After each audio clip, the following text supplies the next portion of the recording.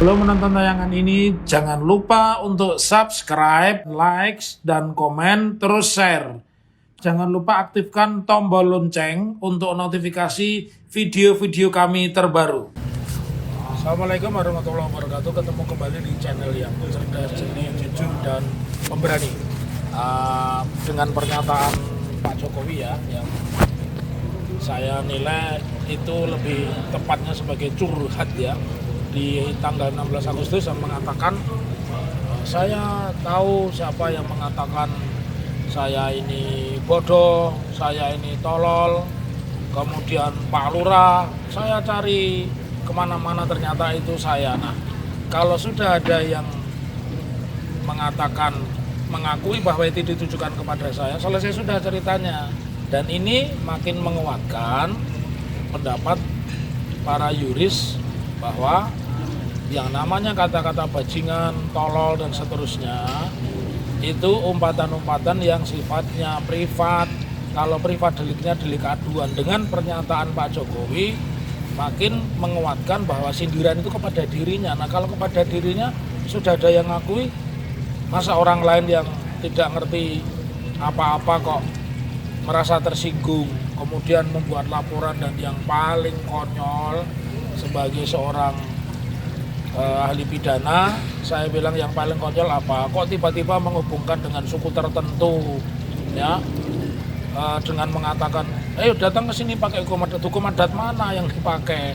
Ketika kita sudah sepakat menggunakan hukum positif, KUH pidana dan hukum-hukum positif yang lain, perkawinan dan sebagainya, adat itu hanya sebagai komplimen. Adat itu bukan lagi hukum utama yang sifatnya memaksa. Jadi saya tegaskan di channel saya ini dengan pernyataan Pak Jokowi bahwa sindirannya itu ditujukan kepada dia, jelas selesai sudah itu. Jadi tidak perlu ada penyelidikan, apalagi menetapkan tersangka. Konyol itu, nggak ada alasan.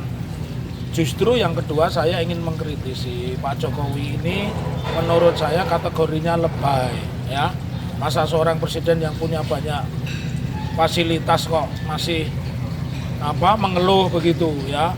Mestinya mengeluh itu bagaimana nasib bangsa ini ke depan, bukan mengeluh pribadinya. Nggak tepat. Seorang pejabat negara, termasuk kepala negara ya, kepala pemerintahan, kalau diejek, dihina ya wajar, dia terima banyak fasilitas, dia terima banyak keistimewaan. Karena itu menurut saya kalau memang Pak Jokowi ini merasa berat, tersinggung, dibilang plonga-plongo, tidak bisa apa-apa, ya mundur saja lah.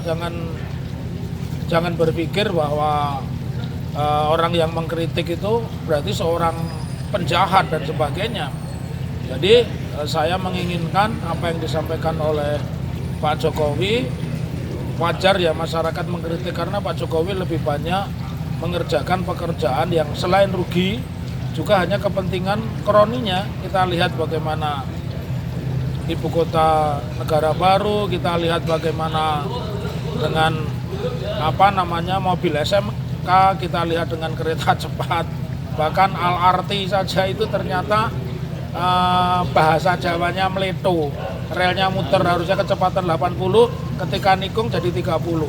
Jadi sekali lagi tidak cukup alasan bagi penyidik untuk menetapkan siapapun sebagai tersangka karena mengumpat atau menyampaikan kata-kata bajingan dan tolol. Ini channel cerdas. Terima kasih. Dirgahayu Indonesia ke-78. Semoga presiden baru besok mencabut atau setidaknya memberikan perpu ya Undang-Undang 19 2016 yaitu Undang-Undang 11 2008 tentang informasi dan transaksi elektronik itu untuk dihapus karena itu sudah menjadi senjata rejim dan itu hanya digunakan pada masa Pak Jokowi. Assalamualaikum warahmatullahi wabarakatuh.